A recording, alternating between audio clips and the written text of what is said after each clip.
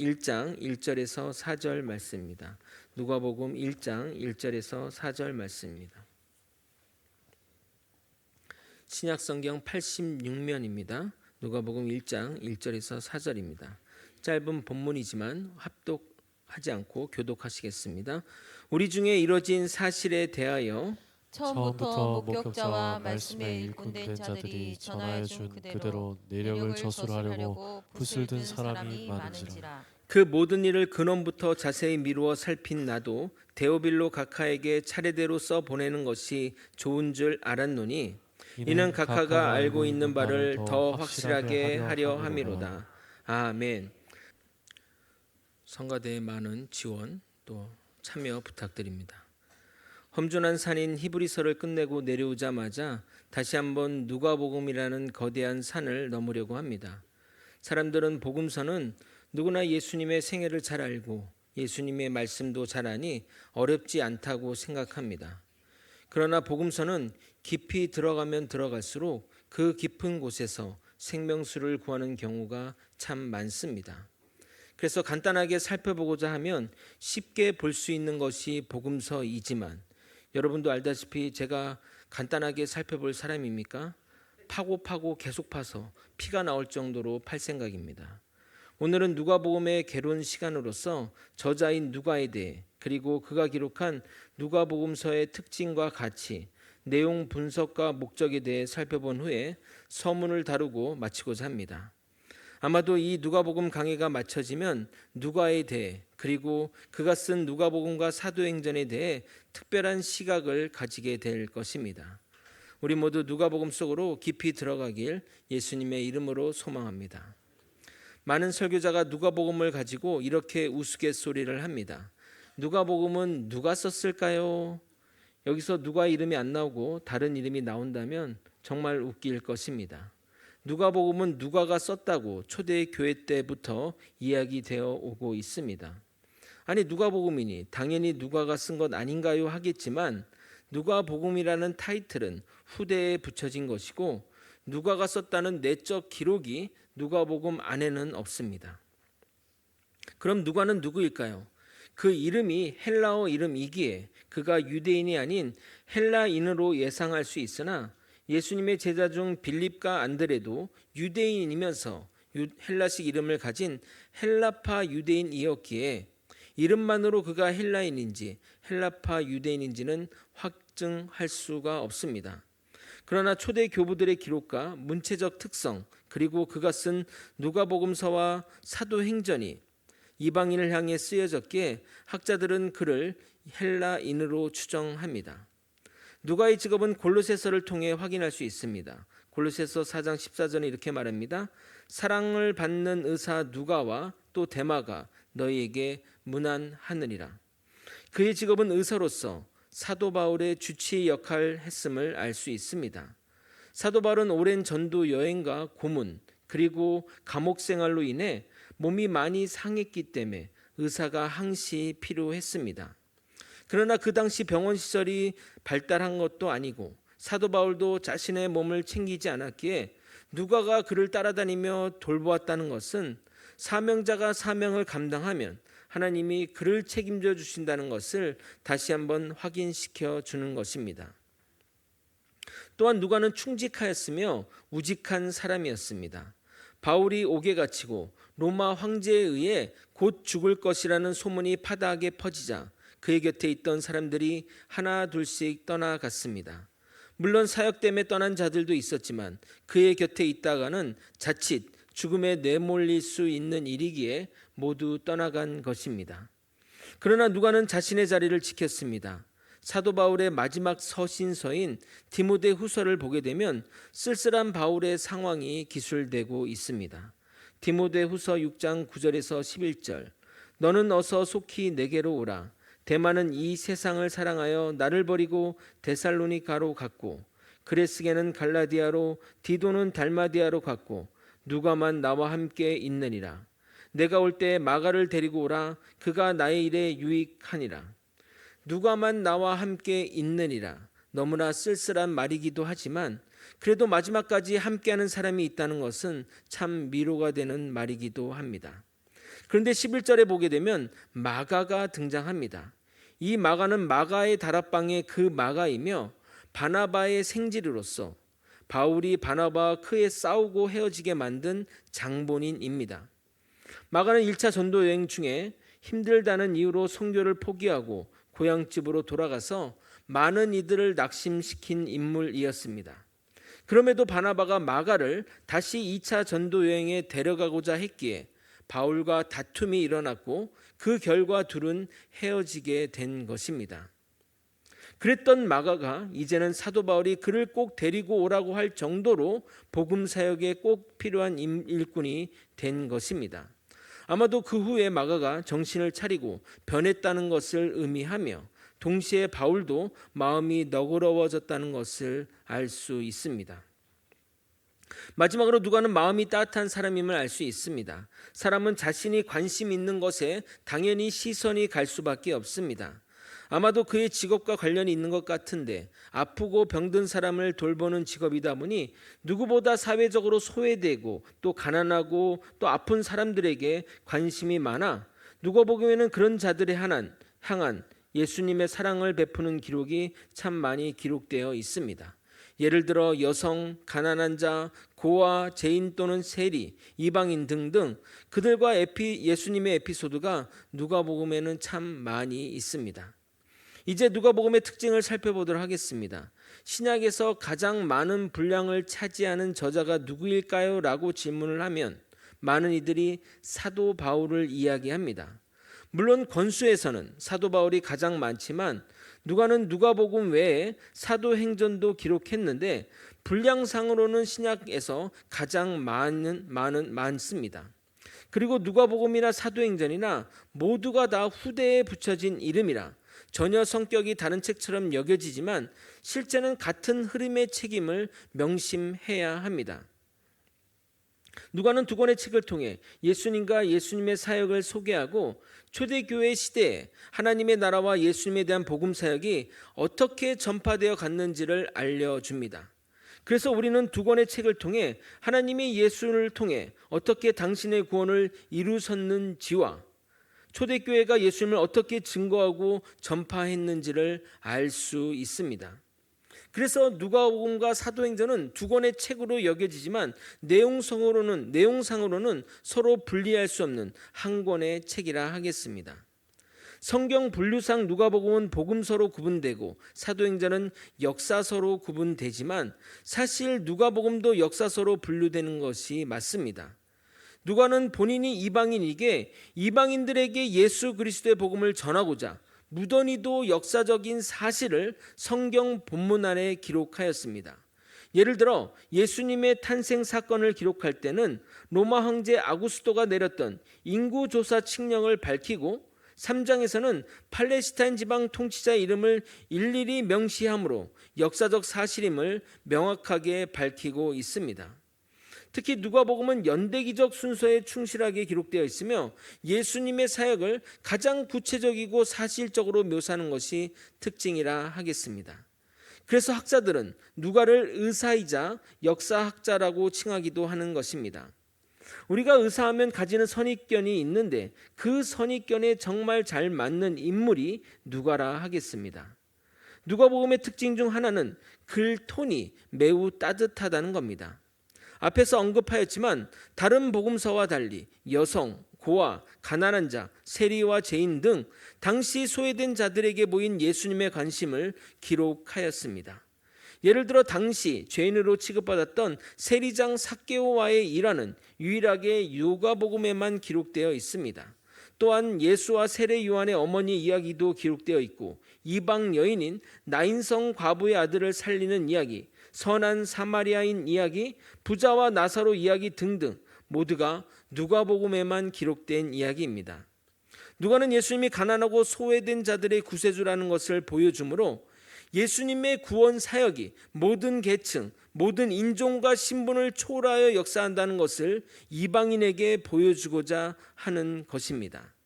마지막으로 누가복음의 가장 중요한 특징 중 하나는 누가복음은 이 복음서를 한 명의 사람을 위해 썼다는 것입니다. 그 사람은 바로 데오빌로 각하입니다.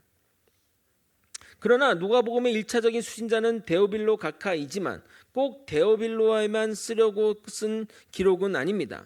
이 누가복음이 타겟으로 한 주요 대상은 바로 데오빌로와 같은 이방인이며 사람의 아들로 오신 메시아 예수를 강조하기 위해 기록했다는 것입니다. 서두에 복음서마다 특색이 있다고 말씀드렸는데 복음서마다 타겟으로 하는 대상이 다릅니다. 마가복음은 구약을 잘 아는 유대인을 대상으로 기록했고 구약의 약속대로 이 땅에 오신 메시아 예수를 강조했기 때문에 구약의 인용이 참 많습니다. 마가복음은 로마에 있는 기독교인들에게 섬기는 종으로 오신 예수님을 강조하며 쓰여졌습니다.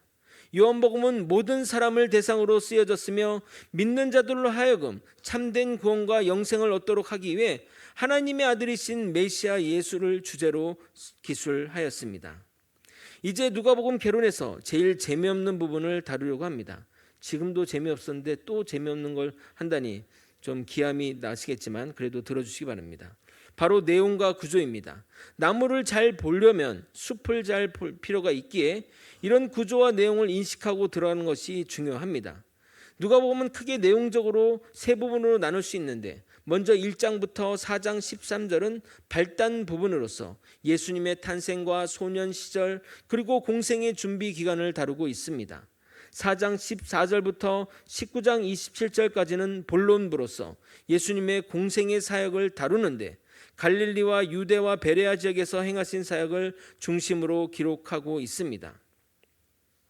마지막 부분인 19장 28절부터 24장 53절은 예수님의 생의 마지막 한 주간과 부활 이후를 다루고 있습니다. 서론부는 유일하게 예수님의 소년 시절을 기록하고 있어 참 소중하다 하겠는데 누가복음에만 기록되어 있는 이유는 조금 후에 본문을 살피면서 그 이유를 설명해 드리도록 하겠습니다. 그리고 세례 요한의 사역과 예수님이 세례 받으시고 시험 받으신 것들을 기록하고 있습니다. 본론부는 크게 두 부분으로 나뉘는데 전반부인 4장 14절부터 9장 50절은 갈릴리 지역의 사역을 보도하고 있고 후반부인 9장 51절부터 19장 27절은 예루살렘으로 올라가면서 유대와 베레아 지역에서 행하신 사역을 보도하고 있습니다. 전반부인 갈릴리 지역의 사역은 다시 두 부분으로 나뉘는데 12제자를 세우기 전과 후로 나뉩니다. 세우기 전에는 당연히 예수님 단독으로 사역하는 이야기가 기록되어 있고 제자들을 세운 이후로는 팀으로 사역하는 이야기와 그들을 제자로 훈련시키는 내용이 중점적으로 다루고 있습니다. 우리가 올해부터 제자 훈련을 사역 목표로 삼았기에 이 부분을 나중에 심화해서 다뤄보도록 하겠습니다.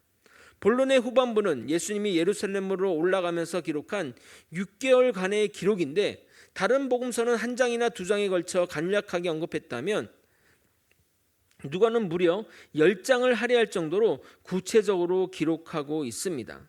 여기에는 특히 예수님의 비유가 집중적으로 쓰여 있습니다. 여행 중에 예수님이 하셨던 내용들이 이때 아마 많은 이야기들이 이루어진 것 같습니다.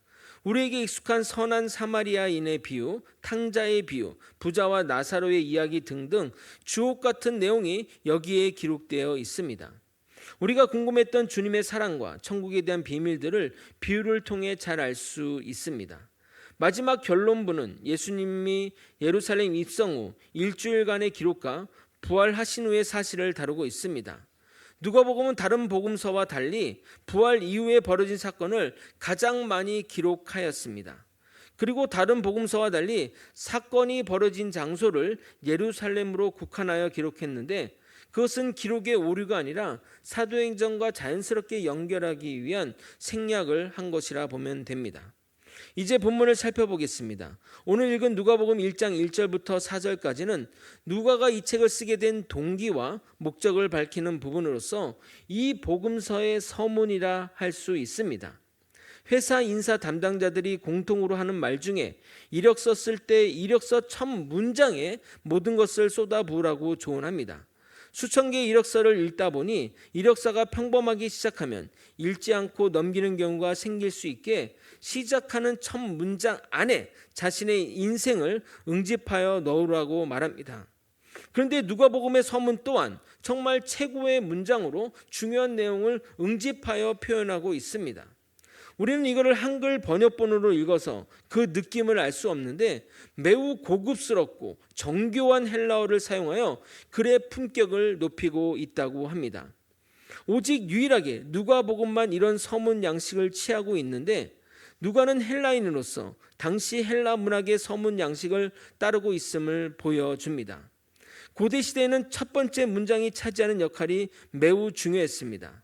그 당시 책들은 두루마리 형태로 되어 있었기 때문에 책의 내용과 내용과 주제를 파악하기 위해서는 간단하게 살피는 것이 어려워서 책의 시작을 알리는 첫 문장에 이 글을 쓴 의도와 전체 주제를 기록하는 것이 정말 중요했던 것입니다. 이를 통해 누가는 헬라 문학의 정통한 지식인이며 이 기록을 받는 수신자도 상당한 수준의 사람임을 알 수 있습니다. 그런데 사복음서 중에 누가복음이 많은 논란이 되기도 합니다. 마태와 요한은 예수님의 제자이고 마가는 예수님의 제자는 아니지만 직접 부활하신 예수님을 보았으며 베드로의 수제자였기에 마가복음은 리튼 바이 마가지만 피처링 바이 베드로이기 때문에 기록의 진위에 진실성을 담보할 수 있는 것입니다. 그러나 누가는 예수님의 제자도 아니고 사도 바울과 함께 했지만 사도 바울 또한 예수님과 직접 교류한 것이 아니고 심지어 그는 헬라인이기에 그가 쓴 누가복음 기록의 진위성에 의심을 할 수 있는 것입니다.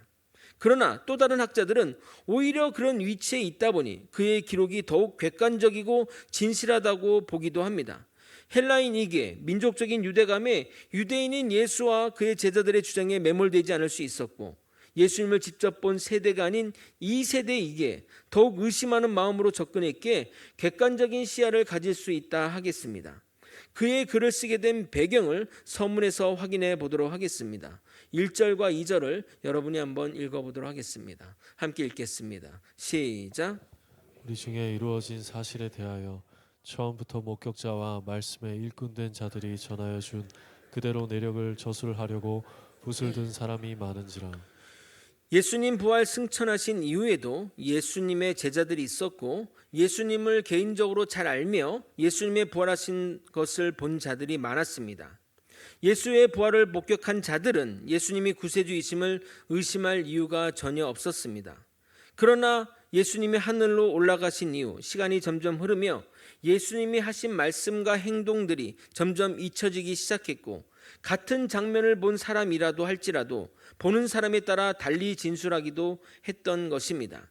그래서 예수님이 남긴 이야기와 그들이 목격한 것을 기록하는 자들이 생겨났고 또한 부활의 증인들이 나이가 점점 들어가니 후손들에게 예수님이 누구이신지를 기록으로 남겨줄 필요가 생긴 것입니다. 그래서 누가는 많은 이들이 이 일에 착수했다고 언급하고 있는 것입니다. 그 가운데는 마태와 마가가 쓴 복음서도 있었을 것이고 현재 남겨지진 않았지만 복음서 외에 모종의 문서가 있었다고 학자들은 추측하기도 합니다. 흔히 그 문서를 Q 문서라고 지칭하는데 그 문서가 남아있었다면 참 좋았겠지만 남아있지 않아도 큰 문제가 되지 않습니다. 왜냐하면 그 기록들은 예수님이 하신 말씀과 행정을 단순히 나열한 것이기에 아마도 대부분의 복음서에서 그 내용이 다뤄졌을 것입니다. 분명한 것은 누가가 1절에서 언급한 대로 이들이 기록한 것은 우리 중에 이루어진 사실이라는 겁니다. 그들이 기록한 것은 철학자나 위인들의 어록이나 관념적인 사실을 기록한 것이 아니라 틀림없는 사실을 기록했기 때문에 우리는 이 기록들의 진실성을 신뢰할 수 있는 것입니다. 아마도 누가는 수많은 기록 가운데 무엇이 진실인지를 고민하였을 것입니다. 그 가운데 사실로 확인된 것을 취사 선택하여 시대순으로 기록한 것입니다. 그래서 누가복음은 다른 복음서와 달리 더욱 사실적이고 다른 복음서가 다루지 않았던 예를 들어 그 소년 시절의 예수에 대한 그런 기록들도 확인하고 기록하였던 것입니다. 하지만 사실이라고 해서 그것들을 나열하는 것이 가치가 있다고는 말할 수 없습니다. 예를 들어 제가 오늘 하루 있었던 저의 일들을 이렇게 기록하였다고 생각해 보십시오. 몇 시에 일어났고 몇 시에 씻은 다음에 오늘 아침 밥을 무엇을 먹고 잠시 휴식하며 TV를 뭘 보았으며 점심으로 무엇을 먹고 저녁에는 뭘 먹고 이런 것을 기록하였다고 생각해 보십시오.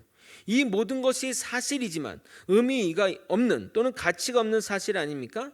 그러니까 누가는 이 가운데 의미 있는 것, 근원을 살필 만한 가치가 있는 것을 선택하여 기록하였다는 겁니다. 즉 연구하고 노력하고 애써서 그가 의사로서의 어떤 그런 지적인 재능들을 활용해서 누가복음을 썼다는 겁니다. 그런데 누가는 이 모든 것을 누구를 위해 했습니까? 바로 데오빌로 각하를 위해 기록하였습니다. 3절을 여러분이 한번 또 읽어보도록 하겠습니다. 시작. 그 모든 일을 근원부터 자세히 미루어 살핀 나도 데오빌로 각하에게 차례대로 써 보내는 것이 좋은 줄 알았노니. 3절을 통해 누가가 글을 쓴 대상이 데오빌로 각하임을 알 수 있습니다. 데오빌로 이름 뒤에 붙은 각하라는 호칭을 통해 그가 로마의 고위 관료임을 알 수가 있는데 정확히 어떤 직분인지는 학자마다 의견이 다릅니다. 그런데 각하의 헬라어 크라티스토스는 사도행전에서 로마의 총독인 벨릭스와 베스도를 지칭할 때 사용되었기에 그가 총독이거나 그 위치의 사람임을 알 수 있습니다. 그런데 데오빌로라는 이름 때문에 실존 인물이 아니라는 설이 있습니다. 왜냐하면 데오빌로의 뜻이 하나님을 사랑하는 자 또는 하나님께 사랑받는 자라는 뜻이기에 로마 사람이 그런 이름을 가지는 것이 말이 되냐며 실제 인물이 아니라 가상 인물로서 하나님의 사랑을 받는 자들의 총칭이라고도 말하기도 합니다. 그러나 또 다른 학자들은 데오빌로 총독은 의사인 누가를 통해 예수를 소개받았고 그래서 누가가 예수에 대해 자세히 기록함으로 그를 전도하려 했었던 것입니다. 그러나 그 당시 기독교 핍박이 심하던 시절이라 이름을 기록하면 신분이 드러나 난처한 상황에 처해질 것을 염려하여 별칭으로 그를 데오빌로라고 명명했다는 의견이 있습니다. 그래서 데오빌로가 로마의 어떤 관료이며 무슨 일을 했는지는 알 수가 없으나 우리에게 참 재미난 상상을 하게 만드는 사람입니다. 서론에서 말씀드린 대로 누가가 쓴 그 또 다른 성경, 즉 사도행전을 보면 그 글의 서론에 이렇게 시작하게 됩니다. 사도행전 1장 1절부터 2절을 여러분이 또 한번 읽어보도록 하겠습니다. 함께 읽겠습니다. 시작. 데오빌로여, 내가 먼저 쓴 글에는 무릇 예수께서 행하시며 가르치시기를 시작하신부터 그가 택하신 사도들에게 성령으로 명하시고 승천하신 날까지의 일을 기록하였노라. 누가는 사도행전 서두에 내가 먼저 쓴 글, 즉 누가복음에 관해 설명을 하는데 예수님이 행하시고 가르치고 시작하신부터 사도들에게 사명을 주고 하늘나라 승천할 때까지의 일을 기록했다고 말하고 있습니다. 그런데 사도행전 1장 1절을 보게 되면 누가복음 서문에서 본 매우 익숙한 이름이 나옵니다. 바로 데오빌로인데 성도 여러분, 두 책의 차이를 확인하셨습니까? 앞선 누가복음은 데오빌로 각하라고 했는데 여기서는 데오빌로여라고 하고 있다는 것입니다. 누가복음 때는 데오빌로가 각하의 직책을 수행해서 데오빌로 각하라고 했는데 이제는 그가 현직에서 은퇴했기 때문에 데오빌로여라고 하는 것일까요? 그러면 제가 담임 목사에서 은퇴하면 여러분이 만시가라고 이렇게 부르실 것입니까?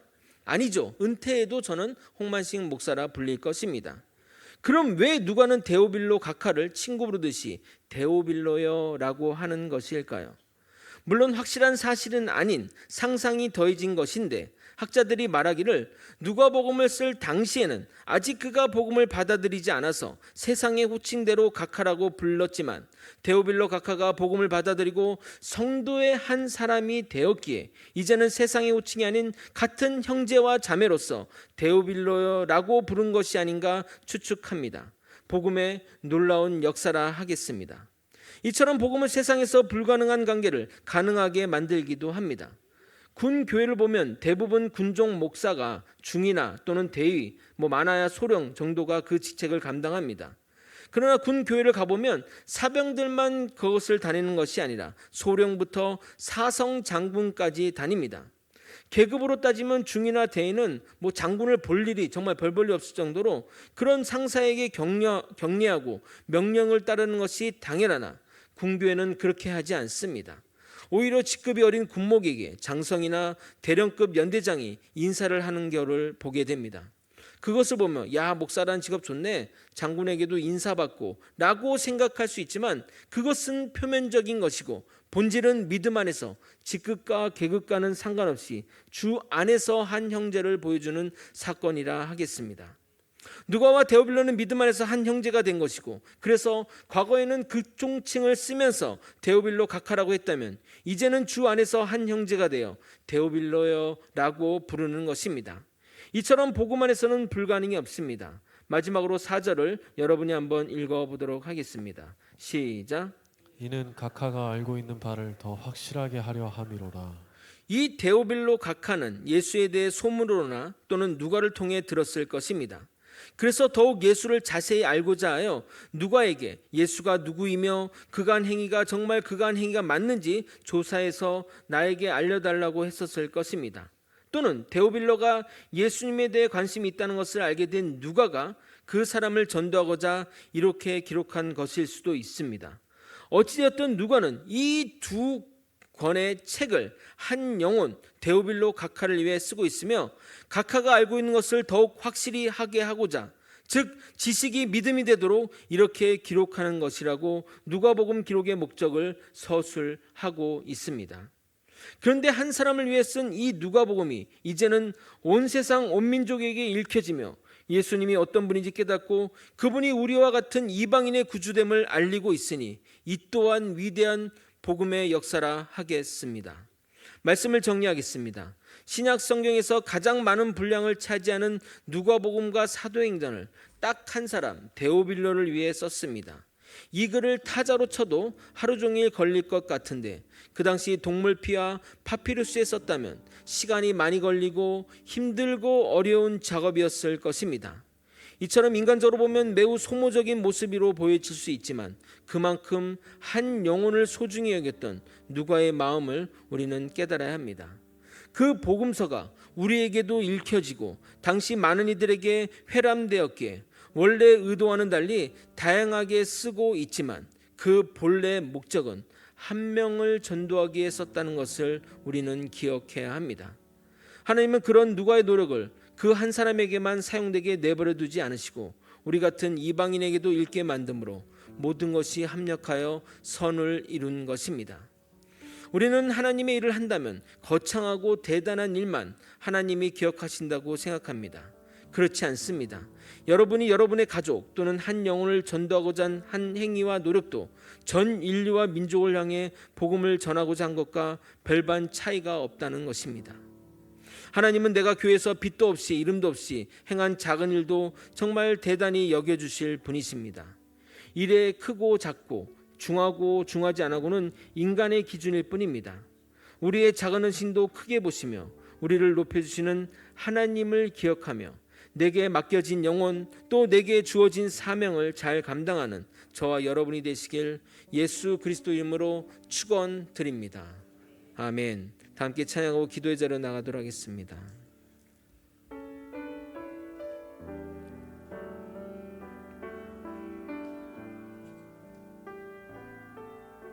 나를 지으신 이가 하나님, 지으신 이가 하나님, 나를 부르신 이가 하나님, 나를 보내신 이도 하나님, 나의 나 된 것은 다 하나님 은혜라. 나의 달려갈 길 나의 달려갈 길 다가도록 나의 마지막 호흡 다하도록 나로 그 십자가 품게 하시니 나의 나 된 것은 다 하나님 은혜라. 한량없는 한량없는 은혜, 갚을 길 없는 은혜, 내 삶을 애워싸는 하나님의 은혜, 나 주저함 없이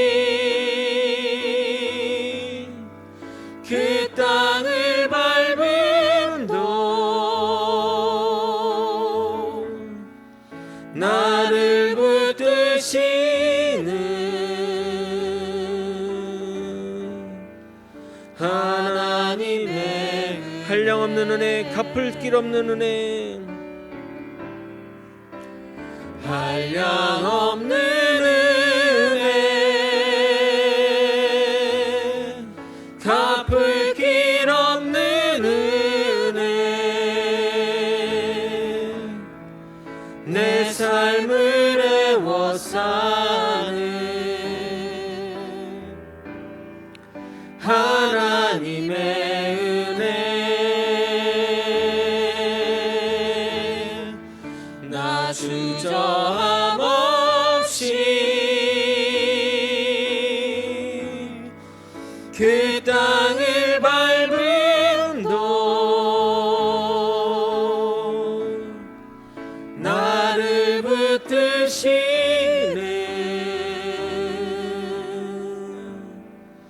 하나님의 은혜. 우리의 예수님은 우리의 한 영혼을 위해 이 땅에 오셔서 우리를 위해 십자가에 돌아가셨습니다. 아니 수많은 사람을 위해 목숨을 죽으신 것이 아닌가요 생각했지만 그렇지 않습니다. 여러분이 예수님을 만난 그 사건 사고들이 다 겹치는 것이 없이 다 모든 개별적인 사건으로 이루어졌다는 것입니다. 그렇게 예수님은 우리를 위해 죽으셨고 한 영혼을 살리기 위해 오셨습니다. 99마리의 양을 버리고 한 마리의 영을 찾았던 목자의 마음처럼 우리를 부르시고 계십니다. 그것이 바로 은혜인 것입니다. 2025년 한 해는 정말 주님의 은혜로 살아가는 우리가 되길 소망합니다. 여러분이 하나님이 여러분을 부르셨고 하나님의 은혜로 이 자리에 서 있는 것입니다. 이것을 명심하고 살아가는 우리 모두가 되길 소망합니다. 다 함께 이러한 기도 제목으로 주님께 변치 않는 믿음으로 나아가기 원합니다. 또 내게 주어진 사명들 끝까지 감당하겠습니다. 세상의 기준으로 판단하지 않겠습니다. 이런 제목으로 주님의 이름 부르고 통성으로 기도하겠습니다. 주여, 하나님 아버지, 나를 부르신 하나님의 은혜를 기억하며 살아가는 아버지 우리가 되게 도와주옵소서. 나 같은 죄인을 위해, 아무도 쓸모없는 나를 위해 예수님은 십자가에 피 흘려 돌아가셨습니다. 그 예수님의 십자가를 깨닫는 아버지 우리가 되게 도와주시고 하나님께 감사와 찬양을 올려드리는 우리가 되게 도와주옵소서. 아버지, 세상의 기준으로 일에 크고 그것을 따질 것이 아니라 나에게 맡겨진 한 영혼을 주님께로, 나에게 맡겨진 사명을 하나님께로 돌려드리는 아버지 우리가 되게 도와주시옵소서. 하나님 아버지, 하나님께 붙들린 자의 삶은 아버지 축복임을 깨닫게 도와주시고 어떤 상황과 얼름 속에서도 주님이 구원해 주실 믿으며 살아가는 아버지 주의 백성 되게 도와주옵소서. 아버지, 그래서 2025년 나에게 맡겨진 영혼을 위해, 나의 가족을 위해, 내가 사랑하는 사람을 위해 하나님의 그 은혜를 전파하며 하나님의 구원하심을 함께 누릴 수 있도록 역사하시고 붙들어 주시옵소서. 내게 가장 소중한 분은 주 예수 그리스도밖에 없습니다. 아버지여, 주 예수 그리스도밖에 없습니다. 이 믿음으로 살아가는 아버지 우리 거제구 소망교회 성도들이 되게 도와주시고 어떤 환난과 어려움 속에서도 이겨내는 아버지 우리가 되게 도와주시옵소서. 주여, 붙들어 주시옵소서. 오직 주님만 의지합니다. 내가 의지할 대상이 누가 있겠습니까? 오직 주님밖에 없사오니 하나님, 주의 모든 길 가운데 우리와 동행하여 주옵시고 모든 삶 가운데 우리와 함께하여 주옵소서. 오직 주여, 오직 주여, 주님만 바라봅니다. 주님만 함께하겠습니다. 주님 도와주시옵소서. 사랑이 많으신 하나님 아버지, 우리의 삶 가운데 오직 예수님만이 나의 구주이시며 나를 위해 구원하신 우리 구주 되심을 고백합니다. 아버지, 누가가 한 영혼 데오빌로를 위해 그 수많은 일들을 하고 그를 위해 기도하고 그의 영혼을 위해 기도했듯이 우리 또한 나에게 맡겨진 영혼을 위해 모든 것을 최선을 다해 하나님 존전에 나올 수 있도록 노력하게 도와주시옵소서. 하나님 아버지, 나의 작은 소명에도 하나님이 크게 보실 줄 믿습니다. 맡겨진 일들 잘 감당하며 하나님 나라와 영광을 위해 살아가는 우리 모두가 되게 하여 주시옵소서. 2025년은 정말 주님으로부터 충만한, 주님의 은혜로 충만한 우리가 되게 하여 주시옵소서. 이 모든 것 우리 대신 예수 그리스도 이름으로 기도드리옵나이다. 아멘. 지금은 우리 구주 예수 그리스도의 은혜와 우리 하나님 아버지의 크신 사랑과 성령 하나님의 감동감화 교통 역사하시는 귀한 은총이 한 영혼을 위해 십자가에 달리신 주님 따라 우리도 우리에게 맡겨진 영혼을 위해 최선을 다하는 믿음의 성도님 머리 위에, 그 가정 위에, 그리고 거제 소망교회 위에 이제로부터 영원히 함께 있을지어다. 아멘.